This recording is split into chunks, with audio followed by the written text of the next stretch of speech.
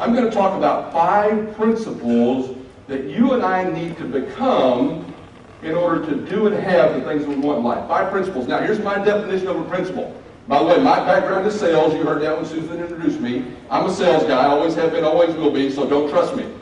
All right? I know most of you don't, okay? Now, what I would suggest you do is to consider people that you think are extraordinary in life. Maybe it's somebody that you're sitting next to that you've gone to school with. Maybe it's a brother or sister, a mom or dad, an aunt and uncle, a grandmother, grandfather. I want you to think about somebody that you would consider extraordinary in life and see if they don't have most of these 5 things I'm going to talk about today. So my definition of a principle is it works anywhere, anytime, for anybody. Regardless of what we want to have in life, regardless of what we feel like we need to do in life, these 5 things will position us to have extraordinary success. And again, I believe they work anywhere, anytime, for anybody, professionally, personally, individually, and collectively.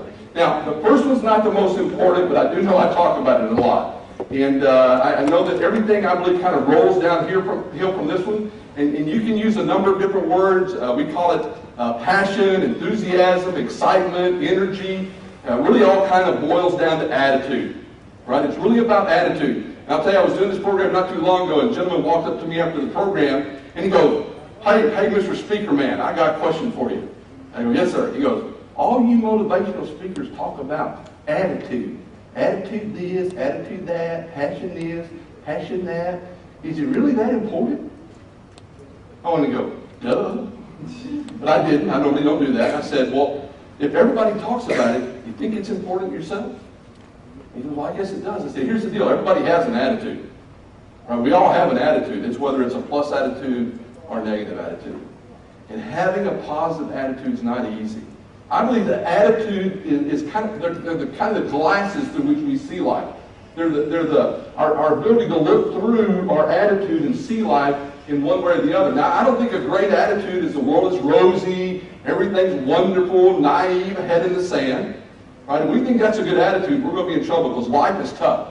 I'm telling you right now, it's as tough as I've ever seen it in all of my career. It's tough out there. You guys are getting ready to walk into one of the toughest marketplaces ever. And you have some advantages. We're going to talk about that today. It's tough out there. If we don't go in with our eyes wide open, we're going to be disillusioned and disappointed. So I'm not here to tell you that a great attitude is the world's rosy. That's not the way it works. But here's my belief about a great attitude. It's the ability to hold any situation up to the light. To see that situation from 360 degrees. To be open, aware, cognitive, eyes, focused, to see the good, the bad, and the ugly in everything that we run into. But then make a choice to focus on the positive. To me, that's a great attitude, all right? How many of you know somebody that sees the worst in everything? Aren't they a joy to hang out with, right? How many know somebody sees the best in everything? Now, they are fun, aren't they? Now, I believe we have a choice every day when we get out of bed, and as we go to class, as we go to work, as we hang out with friends and all that, we have a choice to make when it comes to how we see life. It's about keeping things in perspective, seeing it for what it is, but then choosing to focus on the positive. And again, I think positive attitude is critical. In other words, we've got to develop it, we've got to protect it, because people out there all the time will try to rob it away from us, right? So when my wife and I started this business some 18 years ago, I made a promise that every audience I ever stood in front of them, I'd give them something to do. Something real world that you can do and take away. Here's the deal. Every morning I get up, I spend about 45 minutes, a little bit of reading, I do some writing, and every day I make a list of 10 things I'm thankful for.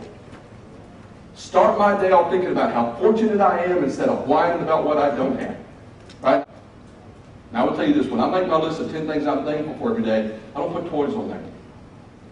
Right? I put things on there that really matter in life. I'm going to challenge you. Get in the habit of making a list of things you're thankful for. I'm going to tell you what my first 5 are every day, because they're kind of foundational to me.